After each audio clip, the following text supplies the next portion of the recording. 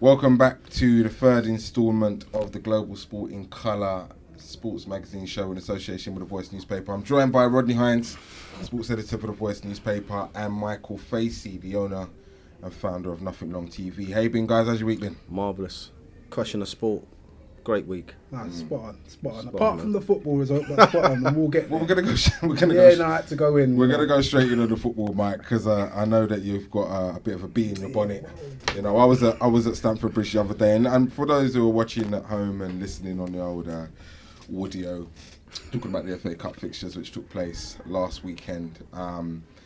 We could start with Tottenham Millwall, but I'm happy to start with Man United versus Chelsea. Mike, kick off for us. Well, you know. Decent game. Good kick about. Pity on the result, though, and I'm just not really happy with my 10-man situation. Yeah. What wasn't you happy with, mate? Well, the ref spoke the game. I agree, actually. The ref spoke the game. I mean, look, all right, it was a silly challenge. You're on a yellow, don't Which do one? it. There you go. But don't do it. If you get a yellow, don't do it. We know the rules. We know how it goes. But there was this. He didn't need to spoil the game, did he? He could have just warned him and said, look, no more. I get the sense that Rods don't agree with you, you know. What do you reckon, Rods? Oh, I just want to say I got all my predictions right last week. You did, by the way. indeed. Just Spot on. right? Let the record show. I just think it's a difficult one. I was talking to someone else about it earlier on. Referees are reluctant, aren't they, to make that big call early. Especially in those games. Because you've got to allow for a certain amount of energy. But there did seem to be a hazard agenda, for the want of a better term. And no doubt the former Chelsea boss, current Man United manager, has set his players up. And I thought it was a very good performance by Man United. But it just got a little bit brutal, I thought, earlier on. And the actual foul by Herrera was the probably most innocuous of the lot. Would the one that got him sent off in it. Yeah, but it was an accumulation. What, of the team fouling? Yeah, of the team fouling. And I'm not saying that's right necessarily, but that's what happened. But I thought it was a really good performance by Man United, down to 10 men. I said to Mike earlier on, big shout out to Marcus Rashford. I know he's missed a massive chance that could shape the game, but he's epitomised what Jose wants from his team and his players. He's run his socks off. He's run even more because they've gone down to 10 men. And I thought it was a really good United performance, but Chelsea do what Chelsea do. It was a mature performance by Rashford. I thought that someone in the post-match press conference, and it probably should have been me, would have highlighted the fact that that was a positive that Man United could take from the game. That as such a young man could lead the line with such maturity.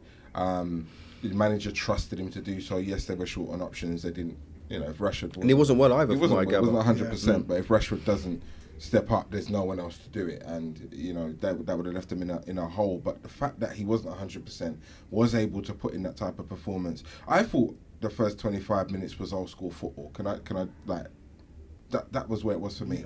You know what I mean? Like the away team came and they were the aggressors. They were the ones who wanted to stop the home team playing. They wanted to break things up. Conte alluded. And don't forget, they've also been smashed 4-0 on their previous visit. Exactly. So they've got some pride about them this time around. It wasn't ever going to be that type of performance. It wasn't going to be an Arsenal performance. Never. That's the word that we used last week, isn't it? Pride. Exactly. Come on, and let's stitch it all together. But it also goes back to your point that if anybody else, i.e. Alex Ferguson or Jose Mourinho was in charge of that Arsenal team, they wouldn't have put in those performances in the Champions League where they lost 10-2. But back to the FA Cup, for me, because of what's happened in the past, Jose Mourinho had to set his stall out accordingly. He did.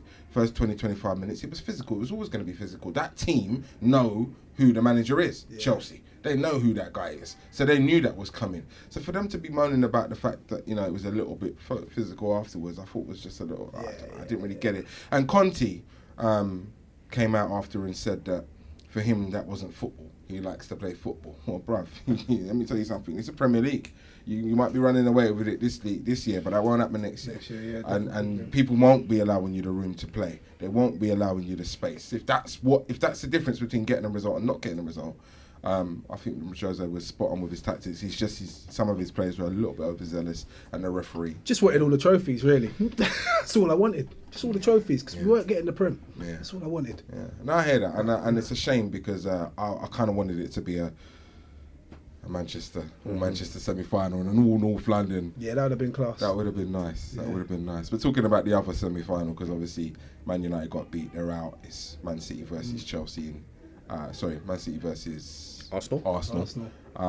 We've got the day before that. I was at White Hart Lane for Tottenham versus Millwall, and it was exactly what I expected it to be honest. To be honest, it was whitewash. Millwall dug their heels in for a little while, and after Kane got taken off, he got injured. You probably thought there might be a bit of wind in their sails, but it didn't work out that way, and the result went the way that they expected. But credit to Millwall, the players on the pitch, the management, for what they've done in that tournament this year. Oh, definitely. And for the way that they've carried themselves. Beat some big teams. In the lower leagues. Bournemouth, Watford. That's right. Amongst the way. So credit to them for the way they carried themselves in the tournament. It's a shame that the gloss got taken off by some of the Millwall fans who chose to... That was as predictable as the result, though. To be honest, they get a tough press. I know a few Millwall supporters, and I've seen them fight amongst themselves at Wembley. I've seen some of the negative that can be associated with the club. It weren't the Tottenham fans that started it, though. No, they weren't not chanting some of the chants that were being aimed at old Son. And well done to Son for scoring a hat-trick and answering with with his feet. I'm not sure if he knew what was going on though, but probably best. Yeah, probably best though, isn't it? But as much as that was a foregone conclusion, it was still a positive. Just touching on Son, I've said to you at the outset of the season, because Harry Kane has been injured at the start of the season and now at the end of the season, and hopefully he does come back. And I say that seriously because he's been in some serious form. But Son has never let you down. No, he's never let you. No. I know he's not sexy, he's not glamorous, but just look at the goals tally. Consistency. I think he's got 14 goals now. Something of that nature. 14, 15 goals. You bought the boy Janssen. With all due respect, I know he scored against. But he didn't come on for Kane though. That was there you go. Can't get in the team. Can't get into the team. And just looking at maybe the Wembley semi, Son is your man, ultimately, isn't he? I don't know. It's a big old pitch, and I'm not sure. They don't perform at Wembley, though, do they? We're playing Chelsea this time, though, and I know that we've played them at Wembley before, and we've come unstuck. But at the same time, I think this occasion, the sense of occasion. Let me tell you something. I expect it to be a North London Cup final. Right.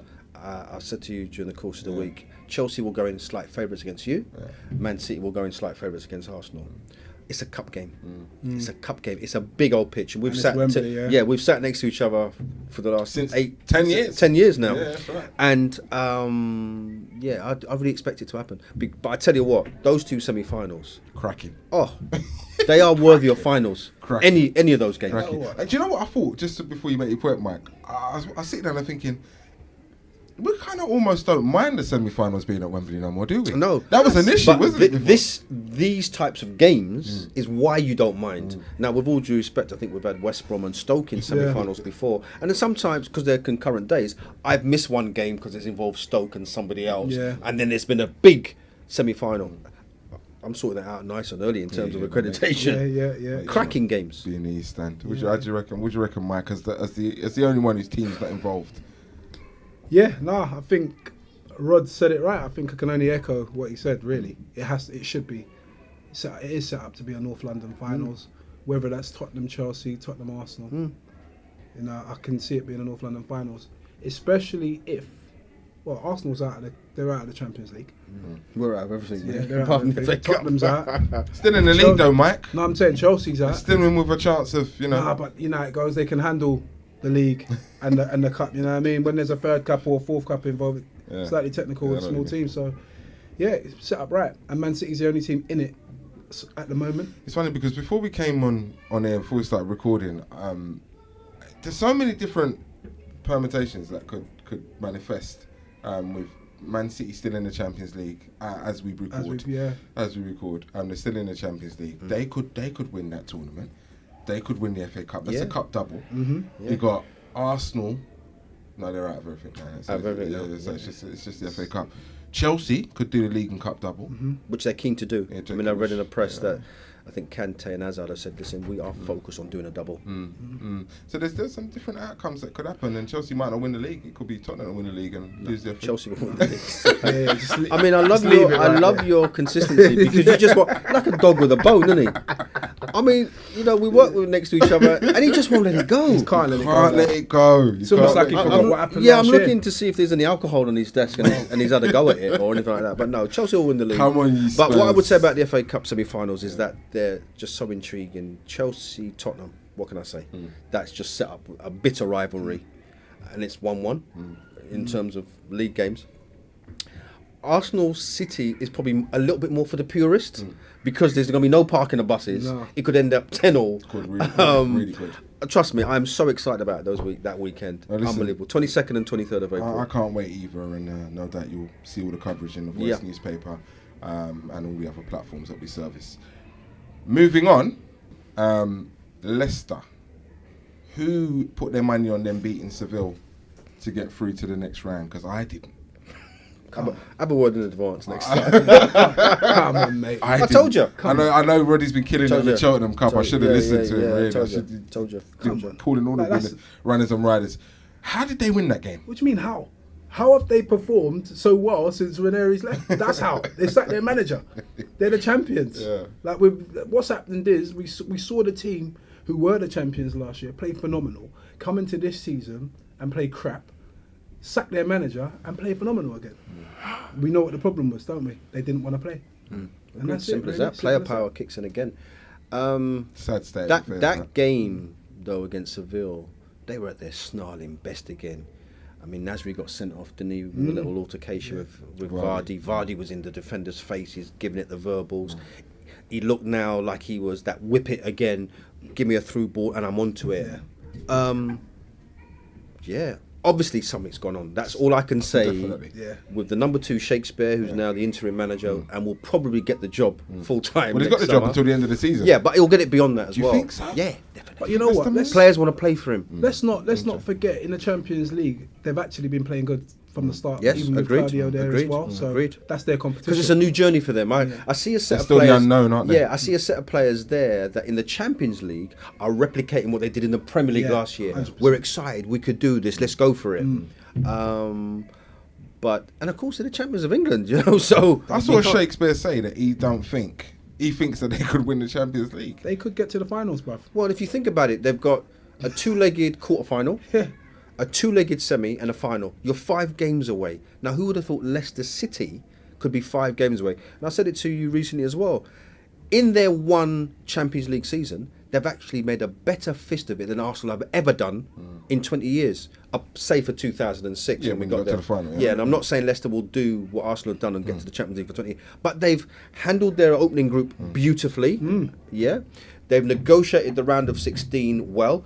Lastminute.com goal by Vardy in the first leg, which gives you a fighting chance. And that's the key. Be involved in the second leg by not being out of it in the first. That's right. Arsenal are always out of it in the first leg, aren't they? Yeah, no, I agree, man. I mean, look, like you said, 5 games away. They played stupid in the Champions League, and you know what? Who would have thought they would have won the league last year? I can see them getting to the finals. Listen, and they're the unknown. You said it earlier. It might be bravado by, for me, arguably one of the greatest goalkeepers of all time, Gigi Buffon at Juve. He said the team that you don't want to play now is Leicester. And as you said, one of the reasons for that is if you play them and they beat you, you're thinking, hello. Because this is the business end of the tournament, right? And I'm not going to poo-poo Sevilla, but they've won the Europa League for the last couple of years. And it just shows you the Europa League, despite it being Leicester, and the Champions League, 2 different animals. Yeah, but you know what though? The reason why I thought they'd win that is because they've got good league form as well at the moment. They're not too shabby in La Liga. Like, they've done all right this season. I think they're a one-season La Liga wonder, and they're not going to win it either. No. They've had a good season, but they're not going to win La Liga.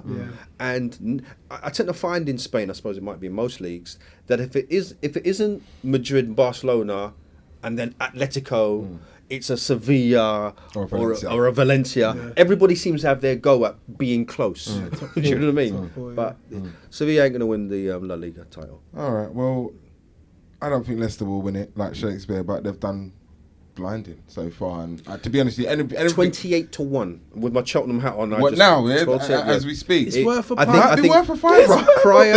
Prior to the Sevilla game, there were 50s. Oh, was it? Yeah, and I know man yesterday who went on it. Yeah, trust me, 28-1. Just think about that, because there's going to be certain people that shoot themselves because wow, I missed out on the 5,000 to 1, and now I've missed out, And if you think about it, if they can execute the 5,000 to 1, they can execute this. Very true. They are winners. It's a harder prospect to win the Premier League than it is to win the There you Champions go. League. There you go. And it's only 5 games. There you go. Only 5 games. Left, yeah. And they're the unknown. There you go. Remember that. Again, we can't talk on City because they play tonight. It gives everybody City will get through. a chance. To, City will go to Monaco and win. you heard it here first. He's put his neck on. I don't know. Fine. No, I don't know. That game could end up anyway. We Yeah, know yeah, that, so It's basketball. We'll all be That's watching basketball. tonight. Either way, by the time this is out, we'll know the result. Yeah, that's right. Very true. Very true. All right. On that note, we're gonna move on to a next sport that I love. I love quite a bit actually. You do. Mixed martial arts. Martial arts. Mixed martial arts. The UFC got an event this weekend down at the O2. Back at the O2, the headliner is Jimi Manuwa versus Corey Anderson. Yeah. Don't know much about Corey Anderson, but we've seen him. He's quite aggressive. He's a decent prospect at light heavyweight for Jimmy to mow through and show everybody that he's well on course to win a title. Before we get into our own opinions on that, let's hear what Jimmy had to say. So, you talk about your losses, but every single loss you've had, you've seemingly learned from your mistakes. You spoke about cardio. I know personally the work you've done behind the scenes to address that issue. Is that one of the key reasons you believe you're in the position you are in now? Because, with a win on Saturday, it looks like you're going to get a title shot. Mm-hmm. Yeah, 100%. And like I said, from those 2 losses, it's propelled me in my mental state as well, and it's prepared me in my knowledge of what I have to do to be the best in the world, and that's so I've learned from him. Yes, that was Jimi Manuwa, who it's funny. I was reading the comments on his last win against OSP, which was very destructive. He was boxing in that. He was boxing well. I told him afterwards that he looked like he'd been on the pads with Dylan White, because I know they're 2 good friends. And big up Dylan, who's I think his next fight's against Dominic Brazil. Brazil, yeah. Okay. Yeah, that's right. AJ put away quite convincingly to win the title. Jimmy's a much more rounded fighter than he was when he first stepped in the UFC, and I think that's clear to everybody to see. Everybody in the world knows about how dangerous that left hand is. Yeah. He can put anyone to sleep in that division. He's been training with Gustafsson, not with Gustafsson, but out in Sweden in the same facility, and we saw what Gustafsson done to Jimmy in London. Yeah. So for him to come back and be at this position where he's fighting or fighting to make inroads on the title shot that we all know is capable of doing well in, should he get it. I can't see Anderson winning this fight, so I don't really know if there's much to talk about. What is it? Jimmy's number 5 in the world. Win this, you're in contention for the title. Anderson's aggressive, but for me, Jimmy's my guy. I mean, he's going back to the O2 where, like you said, he got knocked out. He's got to put some demons to bed, so I can see him coming out. He's been working hard over the past few months and just putting on a show and just getting the job done. Hopefully the UFC give him a bit more love next time and start promoting the fight a lot sooner than the week before the fight. Anyway, we'll move on. Rods, football blacklist coming up. Yes, that's time. This is what's it, the fifth one? Fourth or fifth, I can't Fourth, remember. yeah. We've had a few. Yeah. And it's honoured, a few people in the game who wouldn't have been honoured Absolutely for their roles and contributions to the sport, football. If you hadn't have, you and yourself and Leon Mann hadn't have co-founded this event. Looking forward to it, mate. Is it a headache at this stage? No, You're still organising? no headache at all. Supported by the Premier League this year. Fantastic. So we give thanks for that. But as you quite rightly said, listen, it's about the people. We call it the beautiful game, and we talk about football generally about players, don't we? And if it's not players, it's managers. But there's much more to it than that. When is it? It's March 28th. Can we tell the viewers, or do we not? Oh, we might tell them next week. There's we might tell them next week. It's invite only, Yeah, so we don't want people storming the doors. Yeah, no, none of that. No, it's not that sort of event. Black Not that. tie, black shine. Everyone's gonna be football all of a sudden. Yeah. But no, we're gonna have some big names there. Good.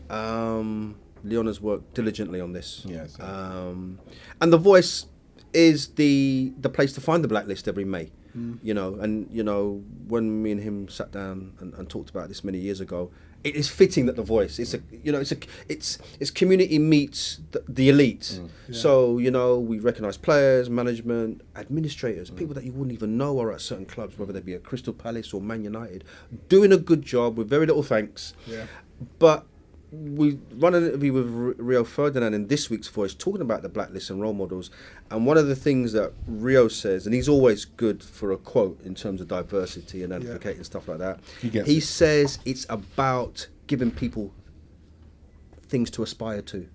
So if you don't want to be a footballer and you want to be a physiotherapist in the game, or you want to be in the media, you can do it as well.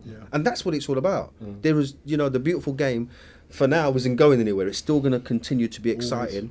And for the want of a better term, the black community can play a part in that. But they need to know that there's others currently doing it and that there's avenues for you to do as well. So that's why we got to give the Premier League, I was going to say arguably the biggest league in the world, but without doubt the biggest league in the world. 100%. If they're supporting this event, you say thank you for that, and let's continue to move forward. No, most definitely. And I could sit here and say it's about time, but I'm just glad that they've got involved. That story with Rio Ferdinand can be found on page 39 of this week's Voice. If you live outside the country or aren't able to buy a paper for whatever reason, download the app, which is available through the website or through iTunes as per normal. Absolutely, We've also got some great stories on here talking about the awards season. And I know we're going to talk more on the blacklist next week. Next week, definitely. We've got the BEDSAs, which is also featured in this week's Voice, on page 38. Talk to me about the BEDSAs, Rod, because I know you've attended before. It's their third year. I missed last year, but the first year was an absolute classic. It was at the Ricoh Arena, Coventry City's home ground. Wonderful setting. And this year it's in central London at the Hilton. And listen, I've just picked out a couple of names on the shortlist. So you've got the Lycor Mobile sponsored Sportsman and Woman of the Year. So for the men, you got Maro Itoje, England Rugby Union star. You got Lutalo Mohammed as well, Taekwondo. Who was ever going to forget that? You got Sir Mo Farah as well. Sir Mo Farah, we salute you. Fantastic. In the women's, we got Nicola Adams, Kadina Cox, Dame Jessica Ennis-Hill, Coach of the Year Chris Hughton, Otis Gibson for his stint with the England team. Massive. It's definitely. We often hear about this term diversity, don't we? And at last, and it has taken a while, they're getting some recognition. Do you know what I mean? And what I think the blacklist and the BEDSAs have proved is if you're not getting what you want, you might then have to go and create it. Can't do it yourself. I mean, I was going to say that we're talking about 2 awards now. Do you know what I mean? And like you said, a good 5-6 years ago, it was very hard to see one.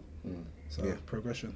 It's definitely progression. You know what I noticed about the Lycor Mobile BEDSAs, sponsored BEDSAs this year was that Kadina Cox also featured on the back page of this week's Voice. We're in tune. We're in tune. We had our top writer on that story this week. Can I say? He loves it. He loves that. It was interesting to talk to her actually, Kadina, because she's what I call a special human being. That I think if you read The Voice ardently, we've both said it, Rodney. That Channel 4 advert prior to the Paralympics in 2016, where they called them superhumans. Was bang on the money, because that's what they are for me. They are superhumans. They're very, very special and talented individuals. And Kadina is another one of them, not least because she done 2 sports at the Paralympics in Rio. She's up for 2 awards. She's told us she's looking to go into the Winter Olympics, which is a bit of an exclusive. Get downloading that app. Get downloading that voice app, man. Trust me. And you will stay up to the times. But she's really, really special. So it's great to see that the BEDSAs has saluted and awarded her endeavours, or is about to award her endeavours, because I'm not sure if anybody else has. No. What I would say, we talked about a young lady called Asha Phillip last week, didn't we? And I think one of the words we used with her is humility. Now, I've not had the privilege of meeting Kadina yet or interviewing her, and I'd like to do both, and possibly Saturday's my chance, because we'll all obviously be there. But I just read in between literally the lines of your piece with her, there's just a humility about her. It's like she doesn't want this attention. She's just going about doing what she does, and we are all out in the field, aren't we? And I think that humbleness or that humility when we meet certain people who have a profile now, endears them to us, doesn't it? Yeah, no, that's Do you it. mean? That's it. Who will always stop in a mixed zone or wherever they are and give you some quotes. They just stay ordinary. They just stay focused. That's a beautiful thing. I mean, You know? you can't mess with reality. And No. that's the truth. This is her life.